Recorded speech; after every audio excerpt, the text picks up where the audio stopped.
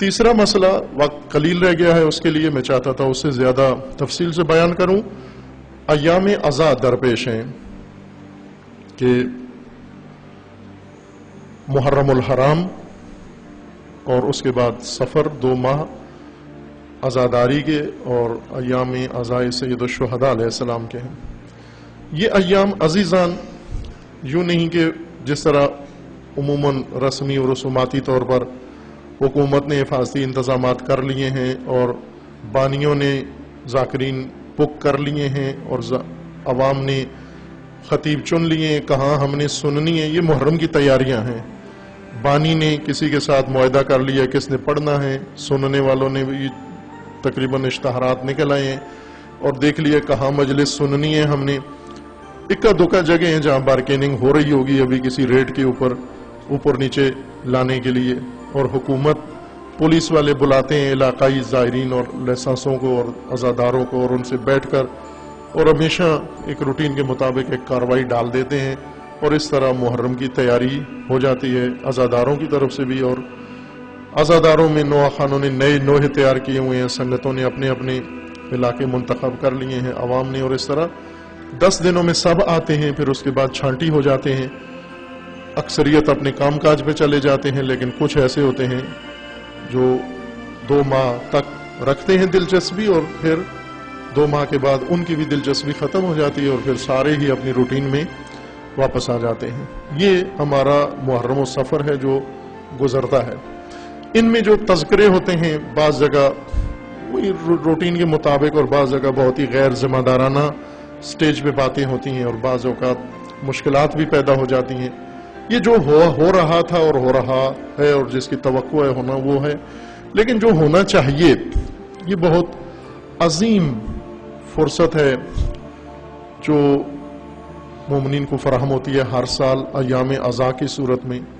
کسی قوم کے پاس اتنی عظیم فرصت و موقع نہیں ہے، لیکن آتا ہے اور رسومات کے ساتھ یہ موقع گزر جاتا ہے۔ عزیزان توجہ کریں،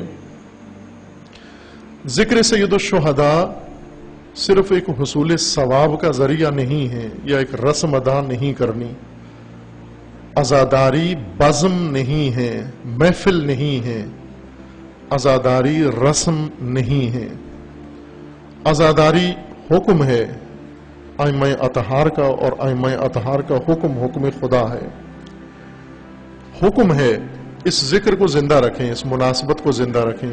ائمہ خود بانی مجلس بھی بنتے تھے، ذاکر مجلس بھی بنتے تھے، سامع مجلس بھی بنتے تھے، عزادار و سوگوار بھی بنتے تھے، اور وہی روش مومنین کو حکم دیا کہ آپ نے بھی یہی کام کرنا ہے۔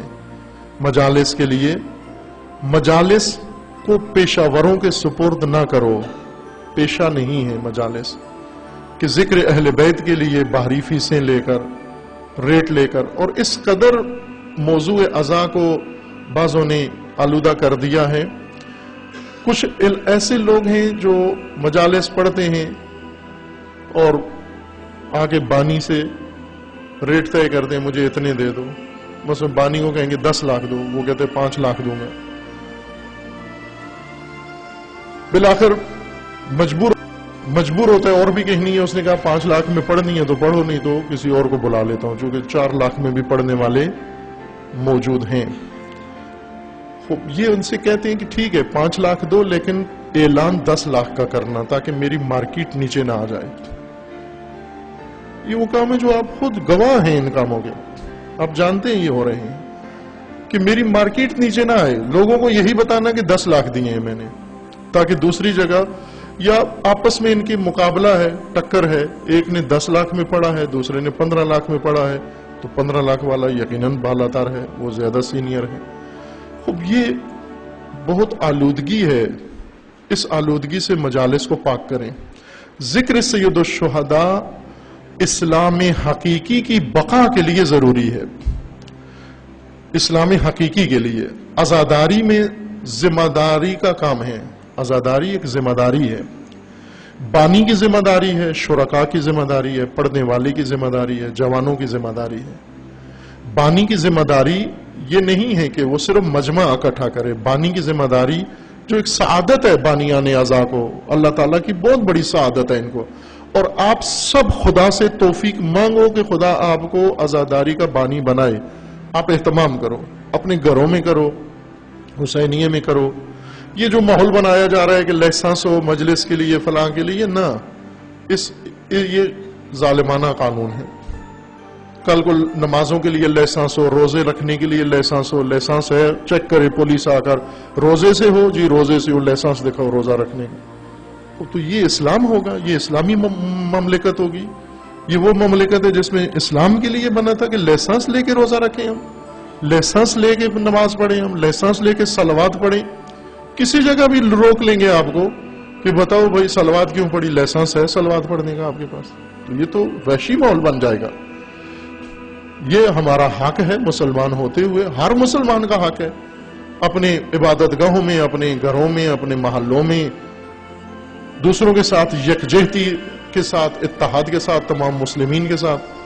یہ فریضہ ہے تمام اہل عزا کا، شرکاء کا، خطباء کا اور بانیان مجالس کا کہ دیگر مسلمانوں کو شریک کریں، اہل سنت کو ان مجالس میں شریک کریں، دعوت دیں ان کو، اور وہ ماحول ختم کریں جس میں ان کے مقدسات کی توہین ہوتی ہے اور وہ بھاگ جاتے ہیں اور وہ نفرت کرتے ہیں. نہیں ہونا چاہیے. چونکہ کربلا کا پیغام سب کے لیے ضروری ہے، اس میں یہ رکاوٹیں پیدا کر کے لوگوں کو دور نہیں کرنا ذمہ داری کا کام ہے. عزائے بانی عزا ذمہ داری دکھائے، خطیب اس سے زیادہ ذمہ دار ہو، ذمہ دارانہ گفتگو کرے. صرف داد کے لیے، فیس کے لیے ساری ہمت اس کی نہ ہو، بلکہ بانی انتخاب کرے ذمہ دار ذاکر اور ذمہ دار خطیب کو جو ذمہ دارانہ گفتگو کرے، جو معرفت دین کی بڑھا کے جائے، جو معرفت امام حسین کی بڑھا کے جائے، جو عزاداری کی حکمت و فلسفہ مزید نئی نسل کو اور زیادہ بڑھا کے سکھا کے جائے، جس کی مجلس کے بعد علاقے کے اندر لوگوں کی دینی معرفت بڑھ جائے. ایسا انسان انتخاب کرو. شرکاء ذمہ داری کے ساتھ آئیں، صرف یہ نہ کہیں کہ ہم نے جانا ہے اور ایک روٹین 10 دن پوری کرنی ہے. ہر طبقہ جتنے ارکان ہیں شرکاء وہ سب اس کے اندر اپنی اپنی ذمہ داری کا ثبوت دیں، اور جوانان دیگر مومنین حفاظت کے لیے اس گمان میں نہیں رہنا کہ اب ملک میں وقفہ ہے، دھماکے نہیں ہو رہے ہیں اور دہشت گرد سارے ختم ہو گئے ہیں. اس دھوکے میں نہیں یہاں جانا، بلکہ وہ سارا نیٹ ورک محفوظ ہے، صرف وقفہ ہے چونکہ ان کے خلاف آپریشن ہو رہا ہے، ان کی پکڑ دھکڑ ہو رہی ہے، محتاط ہو گئے ہیں، چھپ گئے ہیں، آگے پیچھے ہو گئے ہیں. آپ نے دیکھا کہ کوئی زیادہ پکڑے بھی نہیں گئے اور زیادہ مارے بھی نہیں گئے، ہزاروں کی تعداد میں تھے، اور جو پکڑے گئے ہیں دسیوں ہیں، اور وہ باقی نیٹ ورک ان کے سارے محفوظ ہیں. آپ اپنے تئیں ہوشیار رہیں، خبردار رہیں، حفاظت کریں، مجالس کی، جلوسوں کی، عزاداری کی حفاظت کریں. آپ ہم آہنگ ہو کر آپس میں مومنین اور اسی طرح دیگر مسلمین کے ساتھ، دیگر اہل اسلام کے ساتھ، اہل قبلہ کے ساتھ ہم آہنگ ہو. محلے داروں کو مجلس میں باقاعدہ جائیں، گھر گھر جا کر دعوت دیں. آپ کی شادی ہوتی ہے، آپ سب کو بلاتے ہو. آپ کی اپنی فوتگی ہوتی ہے، چیلم ہوتا ہے کسی مرحوم کا، سب کو بلاتے ہو. جو یہ ہمارے بزنس دوست ہیں، یہ ہمارے محلے کے دوست ہیں، یہ ہمارے سفر کے دوست ہیں، یہ ہمارے فلاں دوست ہیں، یہ سب آئے ہوئے ہیں. تو عزاداری سید الشہداء میں سب کو بلاؤ ان دوستیوں سے استفادہ کر کے. لیکن یہ نہ ہو کہ وہ آئیں اور آگے غیر ذمہ دار آدمی بیٹھ کر غیر ذمہ دارانہ گفتگو کر رہا ہو اور آپ کو بھی ان کے سامنے شرمندہ ہونا پڑے. یہ ایام ہم سے تقاضا کرتے ہیں کہ آپ تمام مومنین انشاءاللہ آداب کے ساتھ اور اس روح عزاداری کے ساتھ انشاءاللہ ایام عزا کے لیے آمادہ رہیں.